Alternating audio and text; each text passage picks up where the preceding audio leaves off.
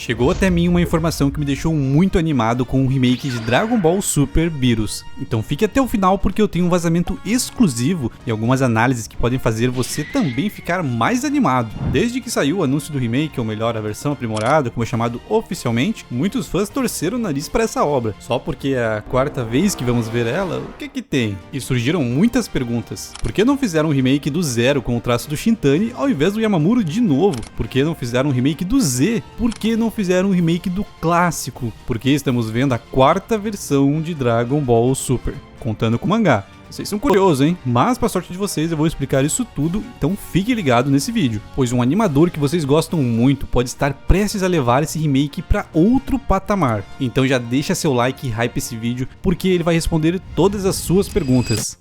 Antes vamos entender o objetivo do remake. Por que não temos um remake do Z ou do clássico? Galera, o remake é apenas um tapa-buraco. Fazer algo além disso com uma qualidade melhor, feita realmente do zero, exigiria muito mais tempo. E o objetivo é avançar com a série. Se não tivesse o remake, não teria nada no lugar dele. E isso responde por que continuaram com o mesmo estilo e não do Shintani que todo mundo queria. Se eles fizessem cenas novas no estilo Shintani, ficaria muito diferente do estilo original do anime, já que eles mesclaram cenas novas com as antigas. Então era muito mais fácil encaixar as cenas novas nas remasterizadas do Yamamuro, entende? Como o anime ficou tanto tempo parado, encarem como um reset para os antigos fãs e para os novos fãs que vão entrar desde o início. Além da questão da qualidade, imagina uma pessoa nova vendo o anúncio da saga Moro, e aí ela vai ver o início de Dragon Ball Super e ver aquela coisa horrorosa. Eu tenho um exemplo pessoal, eu tentei ver One Piece e não consegui. Muito arrastado, animação ruim com os mesmos efeitos sonoros de Dragon Ball sem condições. Não à toa que agora eles também vão fazer um remake. No caso, esse remake é totalmente do zero. E vai ser feito pelo Wit Studio. E um detalhe importante é que eu já vi o Sofia e o Fênix, duas fontes confiáveis, falando o seguinte, que o fato da dubladora do Goku no Japão, a Masako Nozawa, estar com uma idade avançada influencia em eles quererem seguir em frente com a série. Galera, ela tem 89 anos. E fazer ela dublar todo o Dragon Ball Z de novo, ou o clássico, por algum motivo é visto por eles como falta de respeito. Acho que eles pensam que enquanto ela está entre nós, ela tem que avançar com a história, ter material novo.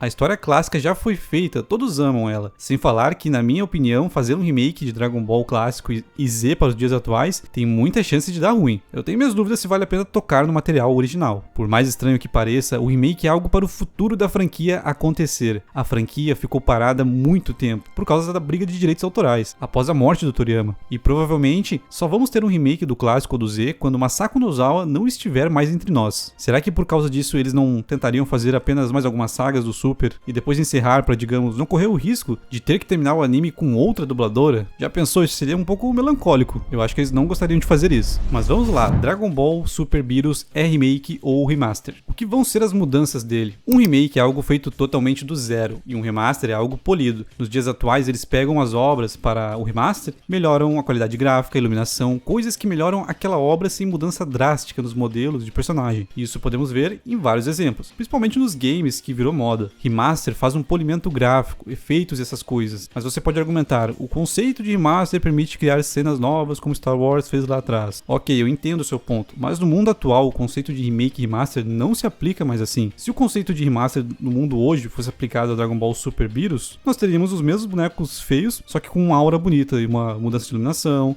Isso seria um remaster 100% dos moldes atuais. Eu até postei essa imagem brincando com isso. Outra coisa que podem argumentar, mas nos arquivos do Beerus estava Dragon Ball Kai abreviado. Mas não passa pela sua cabeça que eles devem ter mudado por não fazer sentido nenhum com Dragon Ball Kai? Lógico, tem a questão do nome Kai estar manchado, mas como vocês têm coragem de botar aquela atrocidade do Kai na mesma frase do Beerus? Me responda, cara gafanhoto.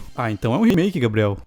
Também não. Dragon Ball Super Beerus vai ser uma nova experiência de Dragon Ball. Peço desculpas para os artistas se eu não usar os termos corretos, mas vocês vão entender. Dragon Ball Beerus melhorou o desenho dos personagens, então você vê que aqueles desenhos tortos e feios não existem mais. E sabe o que reforça isso? Esse outro vazamento do anime AJ, onde ele fala que os quadros intermediários, que são esses feios, que o pessoal tira print durante a animação, eles serão revisados dentro do Japão agora, ou seja, terão uma importância maior, um cuidado maior. Era uma filial filipina que cuidava disso antes, e bem mal pelo jeito. E as cenas intragáveis do anime vão ser feitas do zero, como por exemplo a cena do episódio da luta do Goku contra o Bills, que virou um meme eterno, e que que fez o próprio Toriyama reclamar publicamente, algo que é raro. Pra ter chegado nesse ponto é porque ultrapassou os limites. Mas aí entra uma coisa que eu não vejo ninguém falando. Eles vão fazer cenas novas nas partes horríveis. Só que vocês esquecem do tanto de cena feia que tem. Olha a saga do Freeza, galera. Vai ser praticamente um remake nessa saga, porque ela é toda horrorosa. Ainda bem que eu fui abençoado com a sabedoria de ver os filmes que são aceitáveis e não assistir essas sagas no anime. Quando começou a pipocar na internet, eu falei, ufa, ainda bem que eu não perdi meu tempo. Galera, chamar isso de um simples remaster é minimizar o que foi feito. São muito mais cinematográficas e passam uma vibe de seriedade, reforçando o quanto Bills é um ser temido, que é um equilíbrio que tem mais no mangá. Então eu espero que eles tirem a cena dele dançando. Ele é o deus da destruição, não é o deus da palhaçada. E se eles estão fazendo cenas novas nesse tom, isso não mostra que a narrativa visual vai ser mais séria? Pra mim tá na cara. Dragon Ball Super Beerus vai ter uma narrativa visual nova, cinematográfica e imersiva. Vamos lembrar que essa obra não tem que agradar só o novo público, mas sim as pessoas que pararam de assistir lá em 2018 e hoje estão bem mais velhas. Então essa é uma nova maneira de contar Dragon Ball Super, mas vamos ler o que a definição oficial do site diz. Abre aspas. Essa edição aprimorada introduz um grande volume de cortes recém-adicionados e redesenhados, bem como uma narrativa reconstruída. Com expressão visual de ponta, a série oferece cenas de batalha ainda mais imersivas e uma representação mais fiel do mangá, trazendo uma edição aprimorada à vida como nunca antes.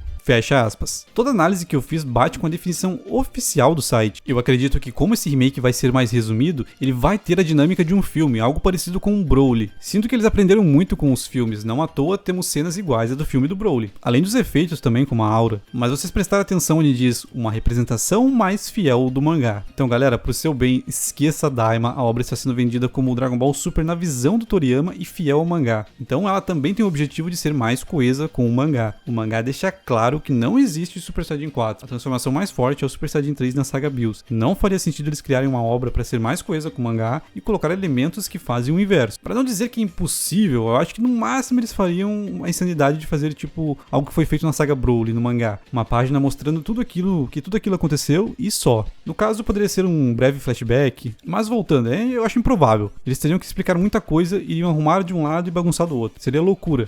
Mas agora vamos ao vazamento que eu citei no início do vídeo, que faz eu ter mais esperança ainda nesse remake. Chegou até mim que muitos dos desenhos do remake estão mais puxados para o estilo do Yuya Takahashi do que do Yamamuro. E que o Takahashi, no atual momento, já teve uma participação maior do que teve em Daima. Caso você não lembre, a participação de Daima foi incrível. Eu sei que tem muitos fãs do Takahashi aqui, afinal ele conseguiu deixar aquela bomba da arte do Super bem feita. Os frames favoritos da galera são dele, principalmente no famoso episódio 122, onde ele teve uma liberdade para trabalhar sem muitas correções do Yamamuro. Espero de verdade que esses desenhos não passem por correção. Vamos lembrar de Daima, onde Shintani participou, mas teve seus desenhos corrigidos para pior. Então galera, além de todos esses aprimoramentos como jogo de câmera, cenas refeitas, luzes, desenhos melhores, tudo indica que teremos muito mais episódios que fogem do estilo Yamamuro e vão para o estilo Takahashi. É muito provável que aquele padrão que chamou a atenção do Torneio do Poder lá no episódio 122 se repita do início ao fim do remake. Não em todos os momentos, é óbvio, mas vai aparecer muito mais e tendo um padrão de qualidade maior com mais frequência, entendem? Eu sei que ainda temos as cores plásticas e comerciais, que eu expliquei o motivo delas nesse vídeo, que tá aparecendo na tela, que é um dos vídeos mais importantes de Dragon Ball, então vá assistir se você não viu, mas a qualidade já deu um salto absurdo na minha opinião. Eu estou sim muito otimista com esse remake. É óbvio que teremos cenas com leves alterações, mas as cenas importantes com certeza vão ter uma qualidade diferenciada. De novo, só a saga Freeza já necessita de muitas alterações. Acho que ali vão ter cenas incríveis. Sem falar que teremos outros artistas talentosos envolvidos. Se o Super com toda aquela bagunça ainda conseguiu proporcionar uma animação legal no final, com o Takahashi conseguindo trazer de volta a essência de Dragon Ball com músculos mais definidos e rostos mais expressivos, imagina agora com investimento e organização. Então não desanimem. Mas agora vamos entender um pouco por que o Takahashi é uma lenda da animação. Agora é para os fãs de verdade que admiram a arte da animação. Takahashi, um animador que em um único episódio mudou a percepção de muita gente sobre o que o Super era capaz de entregar visualmente. Em 2017, o episódio 114 de Dragon Ball Super foi ao ar, e algo diferente aconteceu. Os fãs pararam, olharam para a tela e perguntaram: quem fez isso? Era simplesmente Yuya Takahashi, sua primeira vez como supervisor de animação dentro do Super. Ele chegou dando um recado: é possível fazer algo de qualidade aqui. Naquele episódio, o personagem tinha volume, tinha peso, expressões marcantes. O Kuririn, que no Super inteiro era um desenho de forma sem graça e de repente parecia ter saído direto de Dragon Ball Z. O Kaba, sempre genérico, finalmente tinha uma aparência agradável. Foi um choque coletivo. Mas o que exatamente o Takahashi faz de diferente? A resposta está nas escolhas técnicas muito específicas dele. Enquanto o padrão do Super usava sombras planas, formas rígidas, que mal definiam o volume do personagem, Takahashi trabalhava com curvas, ele usa outros ângulos para o personagem, os músculos são diferentes, as linhas que dão profundidade real aos personagens. Ele finalmente devolveu o nariz do Goku, já que o Yamamuro parecia que deixava um buraco na cara, fazendo uma versão mais simplificada e pior do nariz clássico de Dragon Ball que a gente conhecia. Ele também utilizava um segundo tom de sombra, algo que era uma marca registrada do Dragon Ball Z, especialmente no arco do Buu, sem falar dos músculos mais definidos que o Yamamuro foi tirando aos poucos. No fim, o Yamamuro deixou um peitoral liso e pequeno lá que nem parecia que o Goku treinou a vida toda. E para nós que gostamos de homens fortes saindo na mão, ficamos muito tristes. Isso ficou um pouco estranho, né? Mas, enfim, o peitoral ficou tão ridículo que na hora de colorir, eles confundiam com a camisa azul e pintavam o peitoral de azul. Isso aconteceu algumas vezes. As expressões faciais talvez sejam o ponto mais impressionante do Takahashi. Ele consegue realmente dar personalidade e emoção no rosto dos personagens. Aqui o Gohan finalmente ganhou personalidade, fugindo daquela arte genérica e mal feita do anime todo. São coisas simples, mas que fazem toda a diferença entre os personagens, que você